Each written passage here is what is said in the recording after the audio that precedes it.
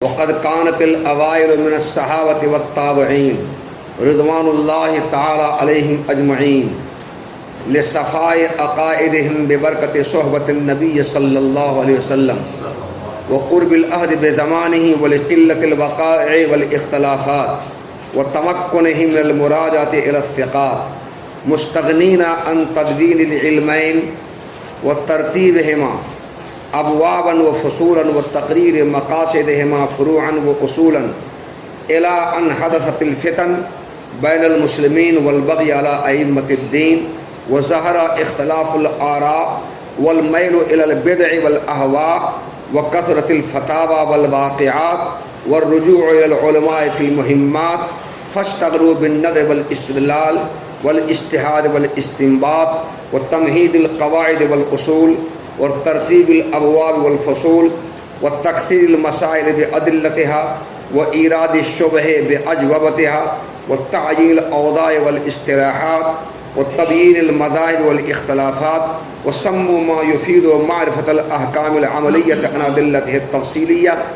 بالفقه ومعرفة أحوال الأدلة إجمالا في إفادة الأحكام بأصول الفقه ومعرفة العقائد عن أدلتها التفصيلية بالكلام۔ بچوں، پڑھی گئی عبارت میں شارح تفتازانی رحمۃ اللہ علیہ نے علم فقہ اور علم کلام ان دونوں کی تدوین اور ترتیب کا پس منظر بیان کر رہے ہیں۔ شارح تفتازانی رحمۃ اللہ علیہ فرماتے ہیں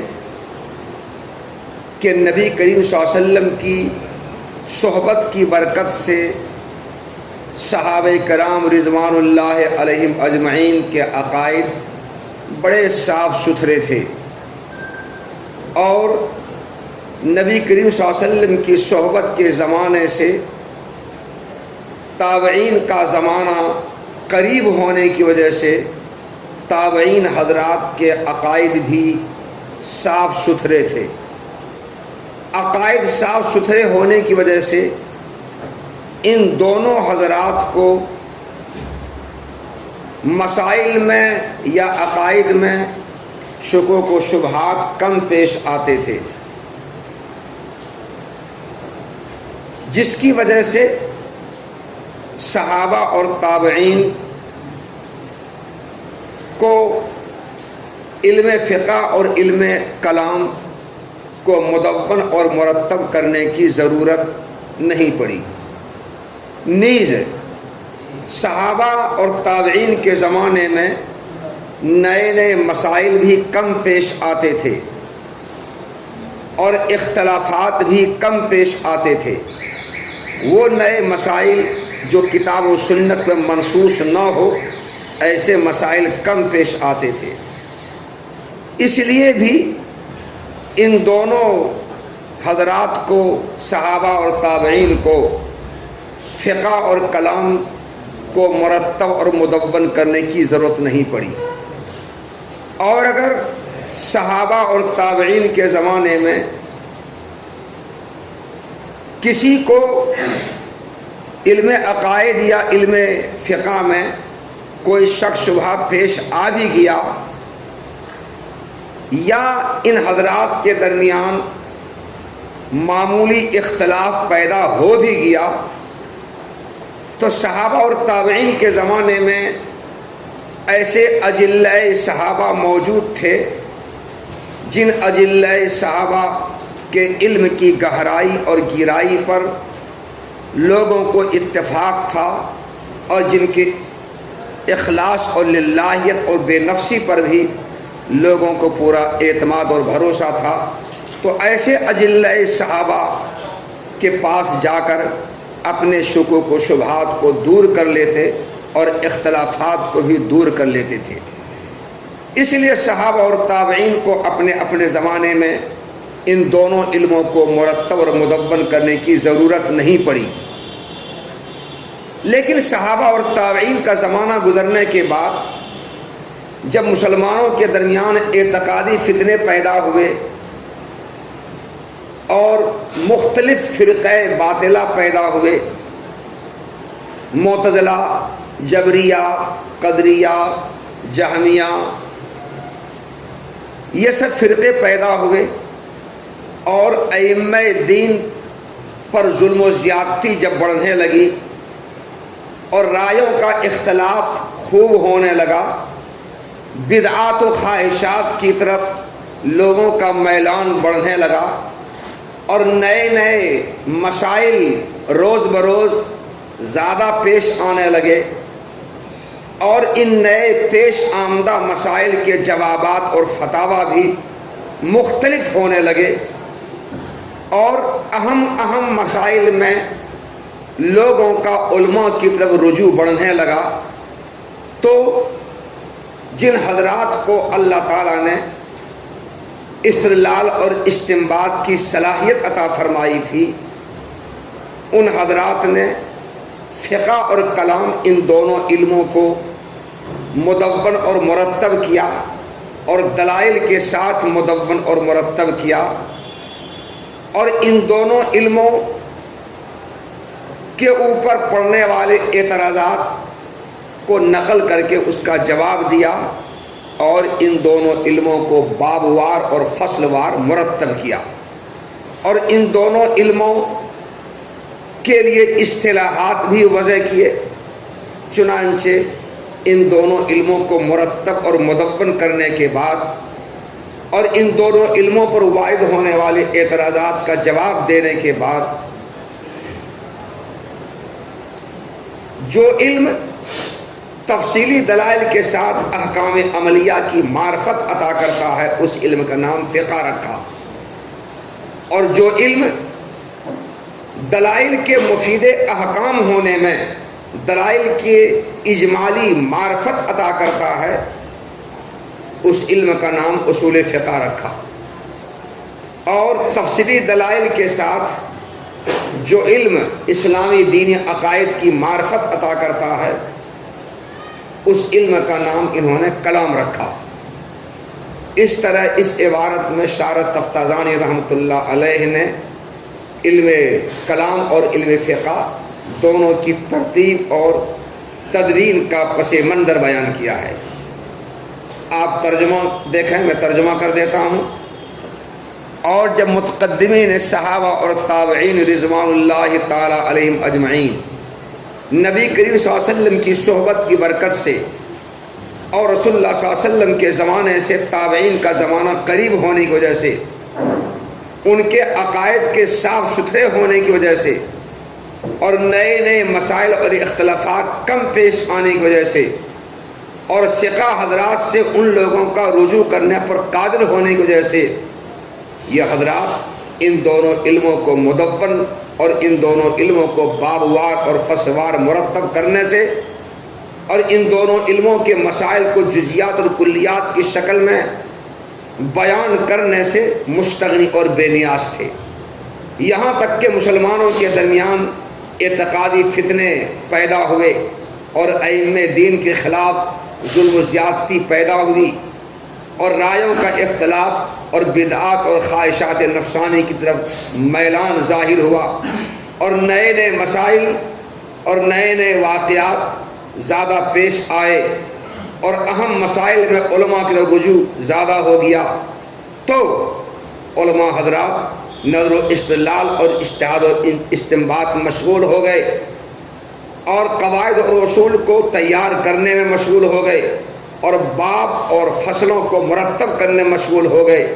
اور زیادہ سے زیادہ مسائل کو ان کے دلائل کے ساتھ اور اعتراضات کو ان کے جواب کے ساتھ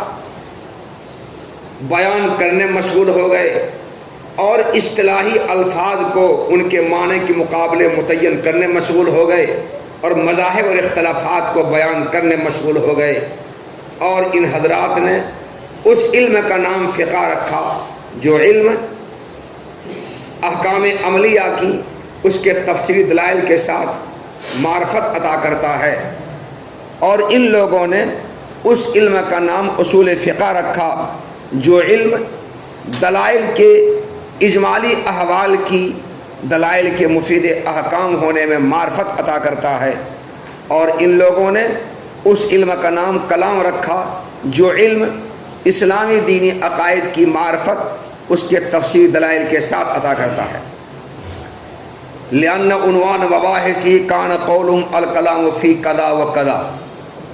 ولأن مسألة الکلام کانت اشہر مباحثہ واکثرها نزاعا وجدالا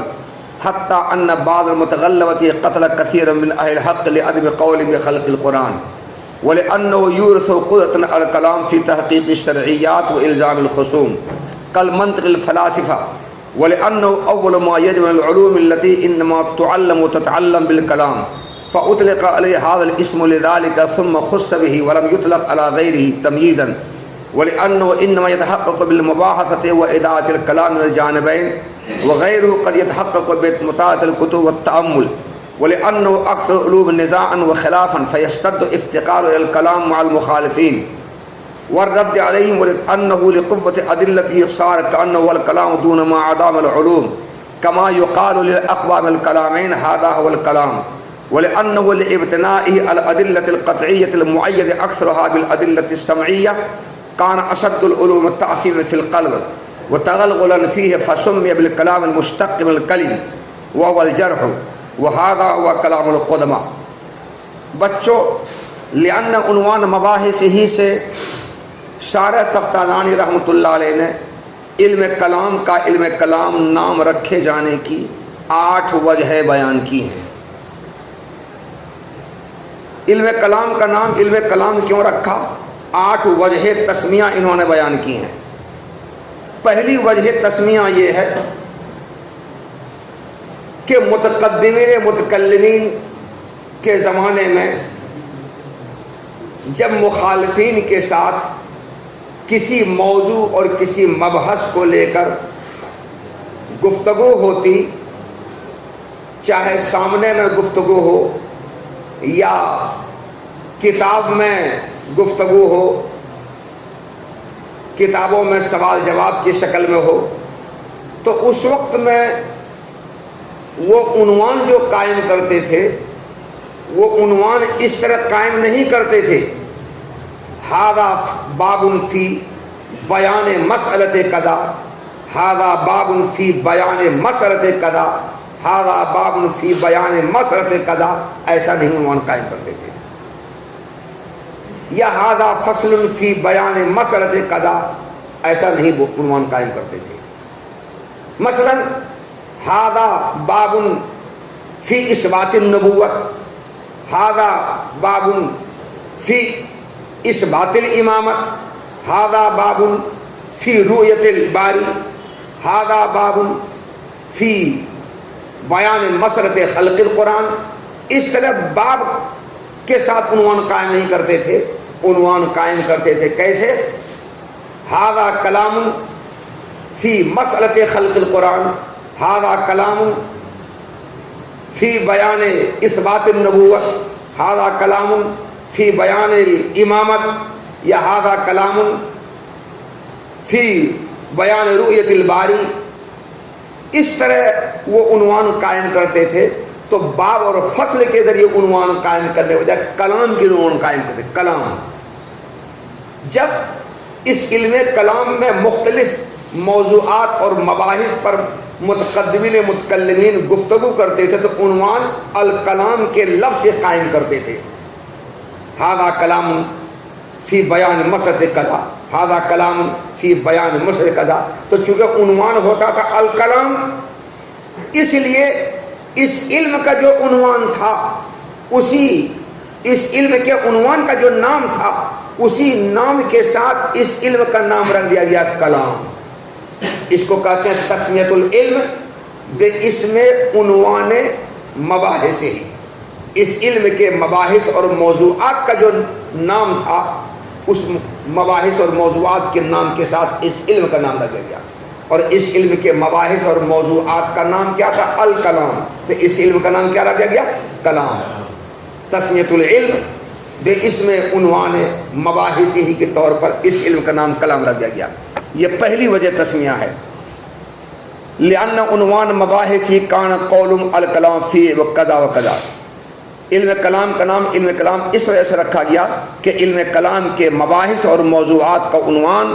متکلمین کا قول الکلام فی کذا و کذا ہوا کرتا تھا، الکلام فی قضا، وہ قضا ہوا کرتا تھا، اس لیے اس علم کا نام کلام رکھا۔ یہ پہلی وجہ تسمیہ ہے۔ دوسری وجہ تسمیہ یہ ہے کہ علم کلام میں بہت سے مباحث اور موضوعات زیر بحث آتے ہیں۔ امامت کا مسئلہ، نبوت کا مسئلہ، جنت دوزخ کے موجود ہونے کا مسئلہ، ملائکہ کے اللہ کی مخلوق ہونے کا مسئلہ، حضرات انبیاء کرام کے مبعوث کیے جانے کا مسئلہ، سب سے پہلے نبی حضرت آدم، سب سے آخری نبی حضرت محمد صلی اللہ علیہ وسلم، یہ قیامت، بعث بعد الموت کا مسئلہ، رؤیت باری کا مسئلہ، وجود باری کا مسئلہ، صفات باری کا مسئلہ، اس علم کلام میں یہ تمام مسائل، یہ تمام موضوعات اور مباحث زیر بحث آتے ہیں۔ مگر ان تمام موضوعات اور مباحث میں سب سے زیادہ مشہور مبحث اور سب سے زیادہ اختلافی اور نزاعی موضوع وہ خلق قرآن کا موضوع تھا، خلق قرآن کا مبحث تھا، خلق قرآن کا مسئلہ تھا۔ جو لوگ قرآن کے مخلوق ہونے کے قائل تھے، ان کو قرآن کے جو لوگ مخلوق ہونے کے قائل تھے، ان لوگوں کو معتزلہ کہا جاتا تھا، کیونکہ معتزلہ قرآن کو مخلوق کہتے تھے۔ کون قرآن؟ یہ سامنے میں جو قرآن رکھا ہوا طاق پر، یہ تو ہے مخلوق بے شک۔ معتزلہ اہل سنت والجماعت دونوں مخلوق اس کو کہتے ہیں، دونوں۔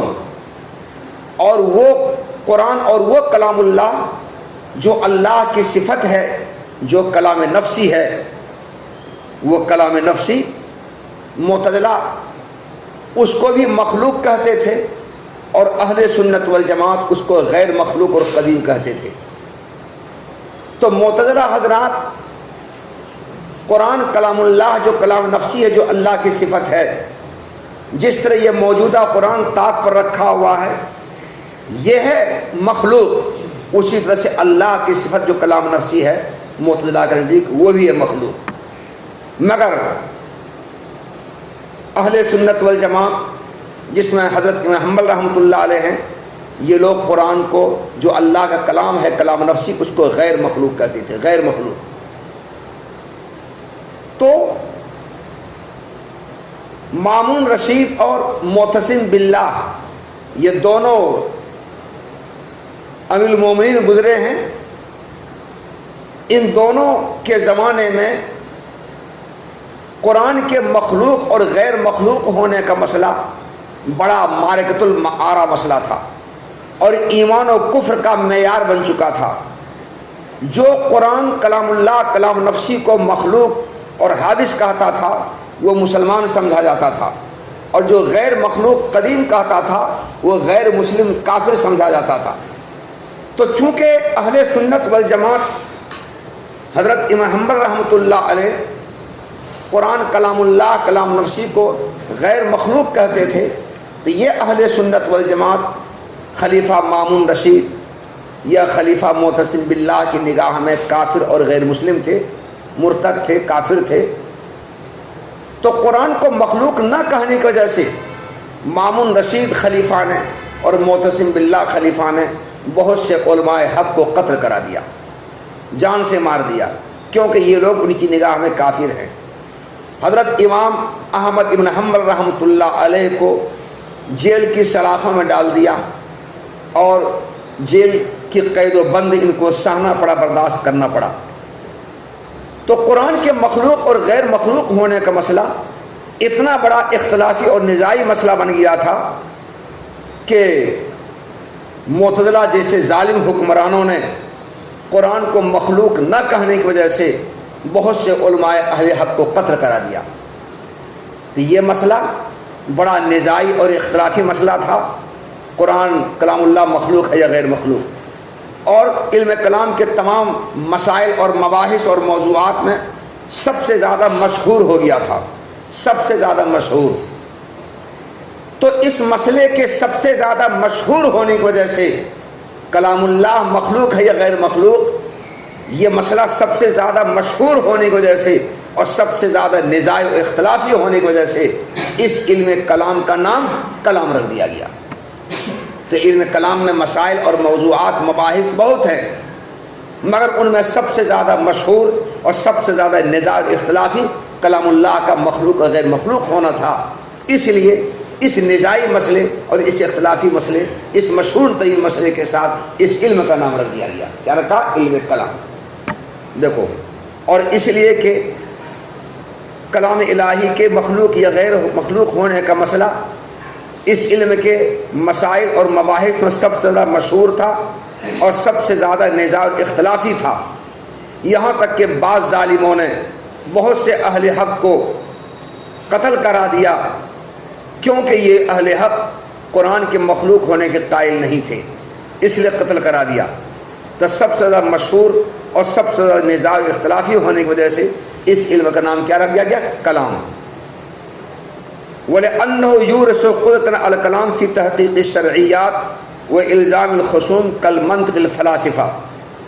علم کلام کا نام علم کلام رکھے جانے کی تیسری وجہ تسمیہ یہ ہے کہ جس طرح فلسفیانہ مسائل کے اس بات میں نظر و فکر میں غلطی واقع ہونے سے بچانے والا علم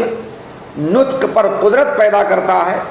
اور نطق پر قدرت پیدا کرنے کی وجہ سے نظر و فکر میں غلطی واقع ہونے سے بچانے والا علم کو منطق نام دیا، اسی طرح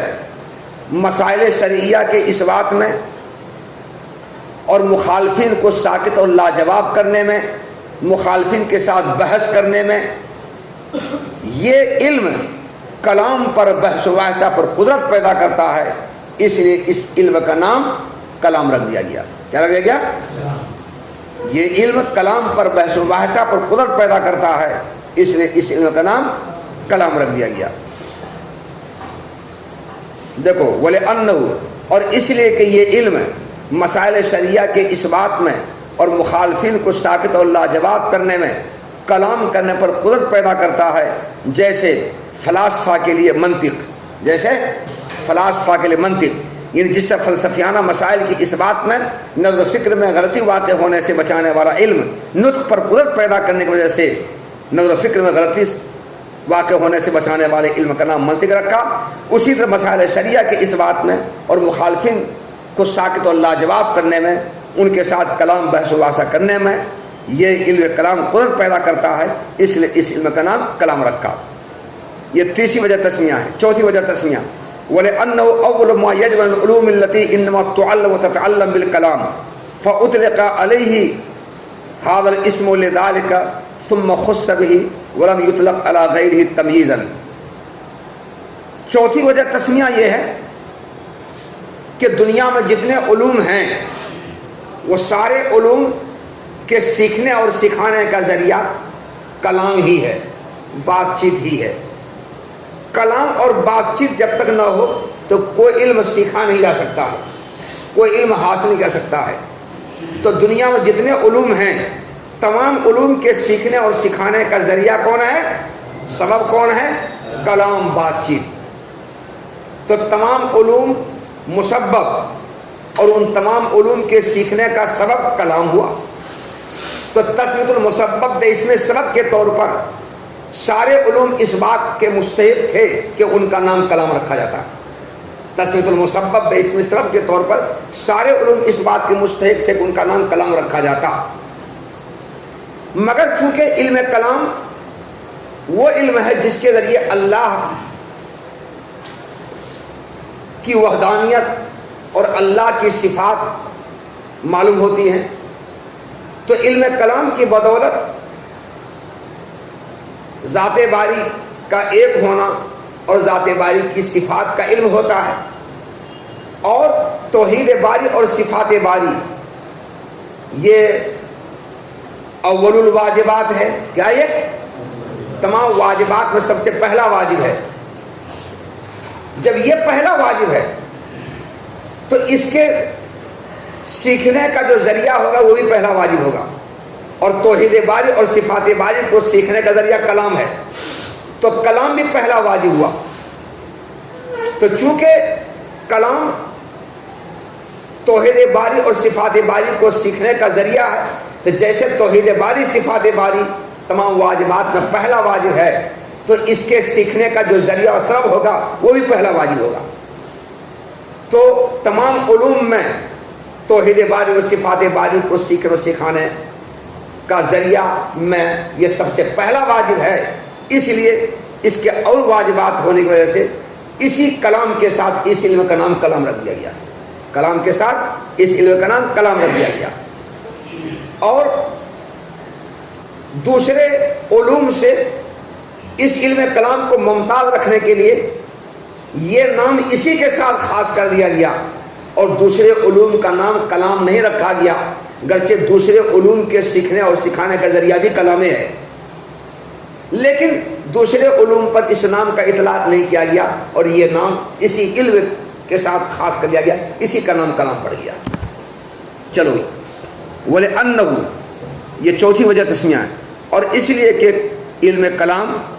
ان علوم میں سب سے پہلا ان علوم میں سب سے پہلا ہے جو کلام کے ذریعے سیکھا اور جو کلام کے ذریعے سیکھا اور سکھایا جاتا ہے۔ ترجمہ یہ دیکھو، اور اس لیے کہ یہ علم کلام ان علوم میں سب سے پہلا ہے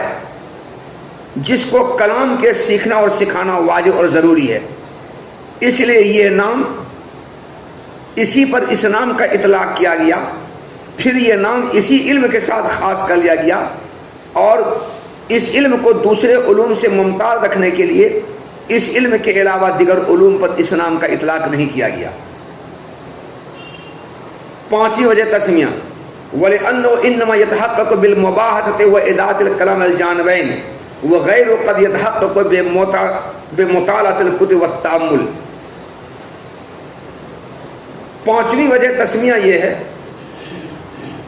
کہ علم کلام کے علاوہ باقی جتنے علوم ہیں وہ سارے علوم کتابوں کے مطالعہ سے، غور و فکر سے حاصل ہو جاتے ہیں، لیکن علم کلام تب تک حاصل نہیں ہوگا جب تک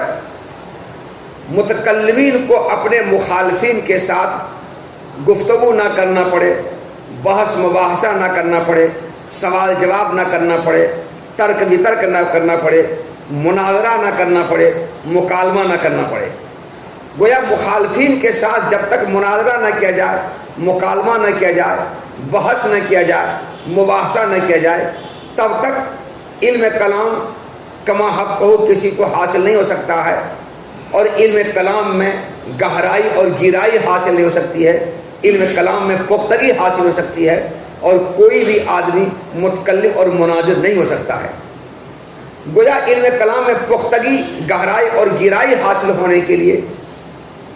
متکلم اور مناظر ہونے کے لیے مخالفین کے ساتھ کلام کرنا، بحث وباسا کرنا، گفتگو کرنا، بات چیت کرنا ضروری ہے۔ تو گفتگو، بات چیت، کلام، بحث وباسا یہ سبب ہوا، اور اس علم کلام میں پختگی اور گہرائی اور گہرائی حاصل ہونا مسبب ہوا، متکلم اور مناظر ہونا مسبب ہوا، اور وہ سبب ہوا، تو تسمیۃ المسبب بے اسم سبب کے طور پر اس علم کا نام کیا لگ جائے گا؟ کلام۔ دیکھو ترجمہ، وَلِأَنَّهُ، اور اس لیے کہ یہ علم بحث و مباحثہ اور جانبین سے کلام کو گھمانے، دائر کرنے، پھیرنے ہی سے حاصل ہوتا ہے، اور علم کلام کے علاوہ دیگر علوم کبھی کبھی کتابوں کے مطالعہ اور غور و فکر سے بھی حاصل ہو جاتا ہے، اس لیے اس علم کا نام کلام رکھا۔ وَلِأَنَّهُ أَكْثَرُ الْعُلُومِ نِزَاعًا وَخِلَافًا فَيَشْتَدُّ افتقار الكلام مع المخالفين والرد عليهم۔ چھٹی وجہ تسمیہ یہ ہے کہ علم کلام میں اعتقادی مسائل زیر بحث آتے ہیں، اور اعتقادی مسائل میں اختلاف اور نزاع بہت زیادہ ہے، بہت زیادہ۔ تو علم کلام میں اعتقادی مسائل زیر بحث آتے ہیں، اور اعتقادی مسائل میں مخالفین کے ساتھ نزاع اور اختلاف بہت زیادہ ہے۔ جب بہت زیادہ ہے تو علم کلام کو اپنے مخالفین کے ساتھ نزاع اور اختلاف بہت زیادہ ہوا، اور جس علم میں مخالفین کے ساتھ نزاع اور اختلاف بہت زیادہ ہو، وہ علم اپنے مخالفین کو ساکت اور لاجواب کرنے میں اور مخالفین کی تردید کرنے میں وہ علم کلام کا زیادہ محتاج ہوتا ہے۔ تو یہ علم کلام بھی اپنے مخالفین کو ساکت اور لاجواب کرنے میں، مخالفین کی تردید میں، ان کو خاموش کرنے میں یہ کلام کرنے کا زیادہ محتاج ہوا۔ تو یہ علم ہوا محتاج اور کلام ہوا محتاج الیہ۔ تو تشریط المحتاج باسم محتاج الیہ کے طور پر اس علم کا نام کیا رکھ دیا گیا؟ کلام۔ کلام محتاج الیہ ہوا اور یہ علم محتاج ہوا، تو تشریط المحتاج باسم محتاج الیہ کے طور پر اس علم کا کیا رکھ دیا گیا؟ کلام رکھ دیا گیا۔ یہ چھٹی وجہ تسمیہ ہے غالباً۔ دیکھو، وَلِأَنَّهُ أَخْرُ عُلُومِ النِّزَاعِ، اور اس لیے کہ یہ علم کلام تمام علوم میں سب سے زیادہ نزاعی اور اختلافی علم ہے، اس لیے اس علم کا مخالفین کے ساتھ کلام کرنے اور ان کی تردید کرنے کی طرف احتیاج بہت زیادہ ہے۔ تو کلام محتاج الیہ ہوا اور یہ علم محتاج ہوا۔ جو نام محتاج الیہ کا ہے وہی نام اس علم کا پڑ گیا۔ وَلِأَنَّهُ لِقُوَّةِ أَدِلَّتِهِ صَارَ كَأَنَّهُ وَالْكَلَامُ دُونَ مَا عَدَامَ الْعُلُومِ كَمَا يُقَالُ لِلْأَقْوَامِ الْكَلَامَيْنِ هَذَا هُوَ الْكَلَامُ۔ ساتویں وجہ تسمیہ، علم کلام کا علم کلام نام رکھے جانے کی ساتویں وجہ یہ ہے کہ جب دو آدمیوں میں کسی موضوع کو لے کر، کسی مبحث کو لے کر، کسی میٹر پر بات چیت ہوتی ہے، گفتگو ہوتی ہے، دونوں اپنی بات کو ثابت کرنے کے لیے دلائل دیتے ہیں، دو فریق میں سے ایک فریق کے دلائل مضبوط ہوتے ہیں اور دوسرے کے دلائل کمزور ہوتے ہیں، تو جس فریق کے دلائل مضبوط ہوتے ہیں، دلائل کے مضبوط ہونے کی وجہ سے سامعین اور حاضرین اس فریق کے بارے میں کہہ دیتے ہیں ارے کیا کہنا، بات تو اس کی ہے، کلام تو اس کا ہے، گفتگو تو اس کی ہے۔ تو دیکھو دوسرے فریق کی دلیل چونکہ بہت کمزور تھی، دلائل ان کے کمزور تھے، تو کمزور دلائل کی وجہ سے ان کی گفتگو، ان کی بات چیت کو گفتگو بات ہی چیت نہیں کہی گئی، کلامیں نہیں کہا گیا، اور دلائل کے مضبوطی کی وجہ سے اس فریق کے کلام کو کلام کہہ دیا گیا، بات چیت کا کلام تو اس کا ہے۔ اسی طرح اس علم کلام کے جو دلائل ہیں، یہ دلائل اپنے مسائل، اپنے مباحث اور موضوعات پر بہت مضبوط ہے، بہت مضبوط۔ تو دلائل کے مضبوط ہونے کی وجہ سے اس علم کا نام کلام رکھ دیا گیا اور دیگر علوم کا نام کلام نہیں رکھا گیا۔ یہ ساتویں وجہ تسمیہ ہے۔ وَلِأَنَّهُ لِقُوَّةِ أَدِلَّتِهِ، اور اس لیے کہ اس علم کے دلائل کے قوی ہونے کی وجہ سے یہ علم ایسا ہو گیا گویا یہی کلام ہے، اس کے علاوہ دیگر علوم کلام نہیں ہے۔